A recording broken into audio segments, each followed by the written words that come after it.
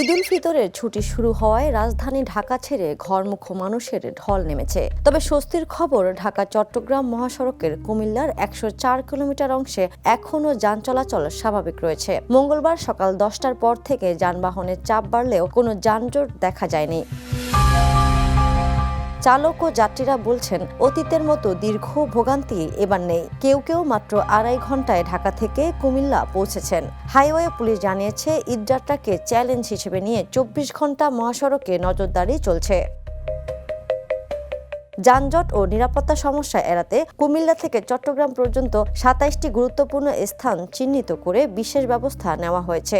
এছাড়া চলমান সড়ক উন্নয়ন কাজ সাময়িক বন্ধ রাখা হয়েছে। সংশ্লিষ্ট কর্তৃপক্ষ আশা করছে, এবার ঈদযাত্রা হবে নির্বিঘ্ন ও স্বস্তিদায়ক। Desk report, the news.